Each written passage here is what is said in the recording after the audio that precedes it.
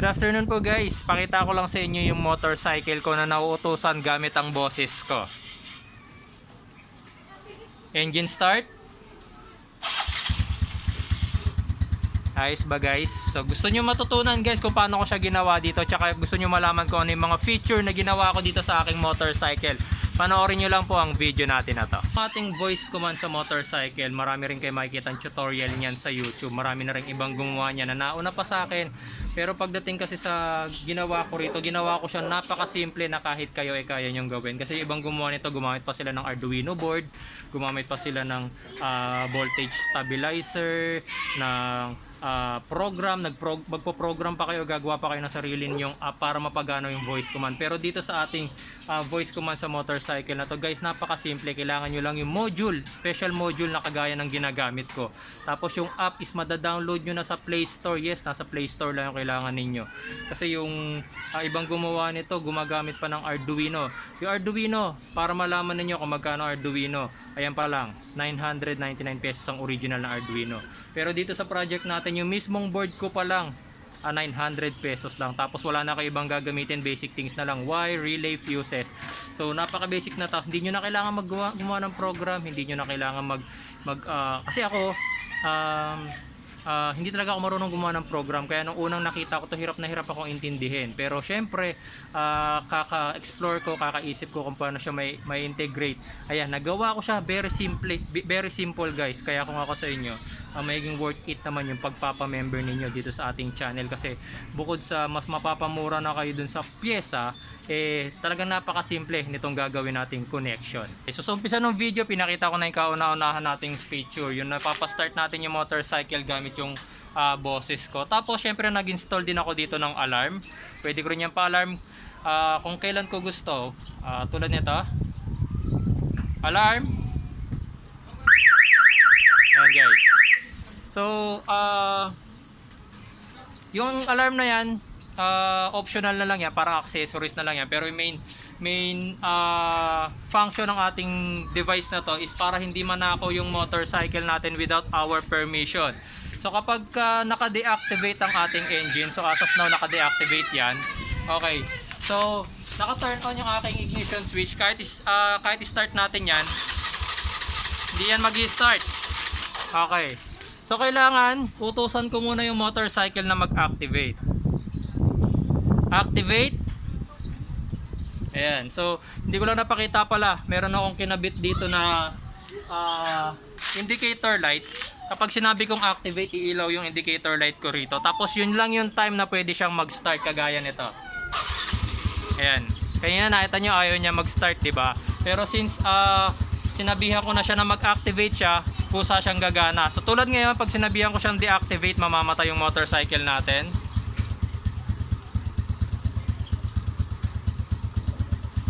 Deactivate.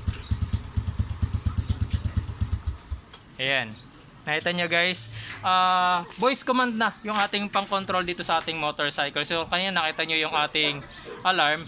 Ang disadvantage, syempre sasabihin ko na sa inyo, since voice command dito, kailangan malinaw yung pagsasalita natin. So katulad nito, medyo nakamas ako, kung ano lang yung maririnig sa atin ng ating Google Voice, okay, yun lang yung kanyang i-recognize na salita.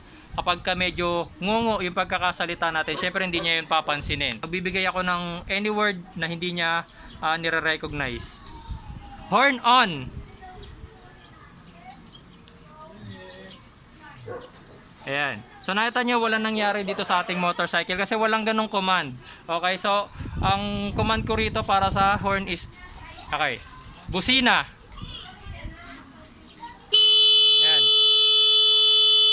Ayan. Nakita nyo, yung horn on ayaw niyang tanggapin, pero nung sinabi kong busina, gumana siya mag-isa. Okay, so yan pa yung iba pang commands na ginawa natin. Ayan. So itong motorcycle natin guys, since gagamitin natin ang Google Voice, so syempre kailangan natin ng internet. Pero kung dumating yung time na wala tayong internet, meron pa tayong another way para ma-access yung ating motorcycle. Kasi meron naman siyang sariling app, meron siyang sariling program. So kahit na hindi gumagana yung aking voice command, kunyari maingay sa isang lugar, so expect nyo na yon na marami siyang maririnig na ibang word, marami siyang maririnig na ibang salita, diba? So mahihirapan kayong pagganahin yung voice command. So pwede nyo kontrolin gamit na lang yung cellphone. Activate nyo, pwede nyo start, gaya nyan.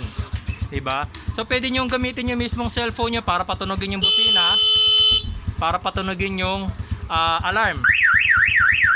Ayan. So hindi nyo na kailangan na lakasan pa yung boses nyo kapag nasa maingay kayong lugar, o kaya kung wala kayong internet, hindi nyo na kailangan magpa-load pa para lang ma-activate tsaka ma-deactivate yung motorcycle nyo. Meron siyang sariling app na pwede nyo nang gamitin yung cellphone nyo kahit wala kayong load. Ayan. Tapos kung makikita nyo guys, meron pa tayong another feature dito. Nakikita nyo may susi pa na nakakabit sa motorcycle ko. So tatanggalin ko lang yung susi na yan. Actually pwede natin gamitin, paandarin yung motorcycle na yan kahit walang susi. So bibigyan ko lang siya ng sarili niyang command. Bypass ignition. Ayan, so nag-activate na siya, narinig ko na yung kanyang relay. Tapos syempre since naka-deactivate pa yung walang susi, so naka-deactivate pa yan, so i-activate ko muna. Naka-off pa yung aking indicator light. Hindi lang siya masyadong kita kasi maliwanag pero may indicator light yan. So activate ko muna. Activate. Ayan. Okay, so umilaw na yung aking indicator light. Ayan, so tinanggal ko yan para makita nyo rin. Saan na ba? Ayan. Yung indicator light ko. Pakita ko ulit. Deactivate. Ayan, nakita nyo namatay. Activate. Ayan, nakita nyo, umilaw na siya ulit. Yan lang yung time guys na pwede siyang mag-start. Okay, so bigyan na natin siya ng command ngayon na mag-start siya. Engine start. Ayan. Nakita nyo guys, kaya nating paandarin yung ating motorcycle kahit wala yung kanyang susi. Naka-steering lock yan. Yan yung kanyang bypass. Okay, so meron pa kayong mga importanteng bagay na kailangan malaman. Siyempre, kung gaano kalayo natin pwedeng kontrolin yung ating motorcycle. So as of now, patay na lang natin. Para na lang malaman nyo kung gaano kalayo, ang paggaganahin na lang natin yung kanyang alarm. Okay, so lalayo lang tayo sa motorcycle natin.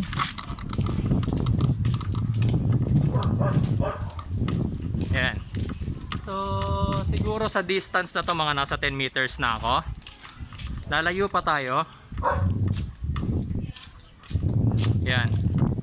Okay. So siguro mga nasa 20 meters na ako. Try natin mag-alarm. So hindi na ako mag-voice command kasi wala na akong internet, hindi naabot yung internet do sa bahay namin. Okay, so gagamitin ko na lang muna yung app. Pero kung may internet ako, kung may internet kayo kahit malayo yan, pwede nyo pang gamitin. So patunugin ko lang yung alarm. Ayan, so narinig niya pa, tumunog pa yung alarm natin. So layo pa tayo.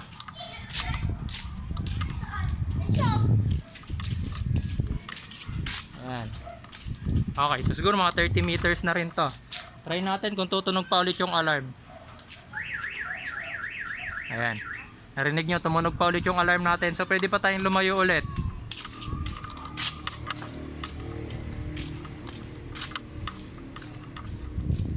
Ayan, siguro mga nasa 50 meters na rin to. Try natin kung makakontrol pa natin. Ayan. Ayan. Tumunog pa siya ulit guys. Ayan. 50 meters na to. Siguro pag lumayo pa ako hindi na aabot. Tsaka medyo paliko na yung kalsada eh. Try natin dito. Ayan. So hindi ko na siya na-control dito. Hindi, na-control pa pala. Medyo delay lang ng konti pero na-control ko pa. Naririnig niyo pa ba sa camera? Baka hindi niyo na naririnig pero ano siya. Nag-a-alarm ngayon yung motor ko.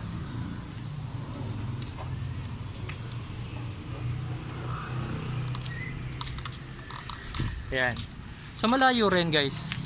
Yung distansya lang na to tsaka dun sa may kulay puting tricycle na yon, malayo na rin yung distansya na yan. So dito medyo ano pa, mabilis pa yung response ng command. Ayan o, pagkapindot ko nag-alarm agad siya tapos nag-off ulit siya. Pag medyo lumayo pa ako nawawala na ng konti eh. Or hindi ko lang sure guys kung dahil lang sa paliko na yung kalsada. Kasi yung signal kasi na-interrupt na eh. Ayan, so medyo na-interrupt na siya. Ayan. So ganun siya kalayo. Ayan guys, so sa mga nagustuhan yung ating voice command dito sa ating motorcycle, ayun guys, abangan nyo yung video natin. So magpa-member na po kayo. Worth it yung pagpapa-member ninyo. Silver, gold, or platinum man yan, worth it po yan. Dahil bukod sa matututunan nyo na kung paano gawin yan sa motorcycle nyo. Para sa mga gold at platinum, syempre tulad na sabi ko kanina, meron kayo makukuha Jeep Doctor t-shirt mula sa akin. Okay? Tapos, yung project na to, kung kayo ang gagawa, siguro mura lang yung gagastusin nyo kasi yung board ko lang mismo yung gagamitin niyo, tapos relay, tapos fuse lang, tsaka wires, wala na kayong ibang kailangan gawin.